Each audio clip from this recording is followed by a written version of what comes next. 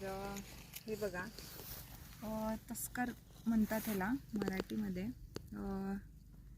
Common trinket. ह्याचं शेपूट बघू शकता, थोडंसं असं कट झाल्यासारखं वाटायला लागलं आहे. आणि कसं ह्याचं पॅटर्न असते डिझाईन. तर माझ्या साईडलाच हा परत आला आणि एस शेप आकार करून असं तो बाईट वगैरे करतो. बिनविषारी साप आहे. तस्कर साप का म्हणतात ह्याला, म्हणजे हुंदरांची तस्करी करतो. म्हणजे काय, एवढ्या चालाकीनं हा हुंदरी खातो, असं कुठला साप खात नाही. आणि एकदम असं चालाकीने आणि एवढं चालाकीने तो पकडतो, खातो, म्हणून त्याला तस्कर साप म्हणतात. हे बघा, मी त्याला हात पण असं समोर घेऊन दाखवतो तुम्हाला, किती शांत आहे हे बघा.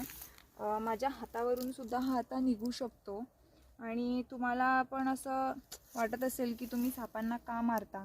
सगळ्या सापांना मारणं हे बरोबर नाही आहे. कुठले तुम्हाला साप माहिती नसतील, बिनविषारी विषारी.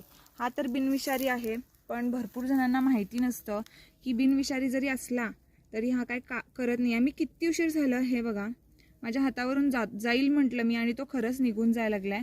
तर असंच एस शेप आकार करतो आणि बाईट करायला येतो. पण तो निघायच्या एवढ्या ह्याच्यामध्ये आहे आणि लांब सुद्धा आहे. धामणसारखा वाटत असेल, पण माझ्या इकडनंच निघून गेला तो परत. तुम्हाला असं वाईट वाटायला पाहिजे की तुम्ही एवढ्या शांत जातीच्या स्वभावाला, म्हणजे शांत जातीचे साप असतात एवढे, आणि त्यांना तुम्ही एकदा काही वेळेला मारता. मारणंच हे सगळ्यामध्ये चांगलं नाही आहे की सगळ्याच सापांना मारायला पाहिजे असं वगैरे काय नाही आहे. तुम्ही देवाची पूजा पण करता साप म्हणून, आणि तेच जर शांत रागिष्ट वाटलं तर त्या सापांना मारता. नाग म्हटल्यावर वाचतो एक एकदा. आम्ही जेव्हा कॉल येतो तेव्हा आम्ही कॉलवर गेलं की नाग आहे म्हणून वाचला असं पण होतंय.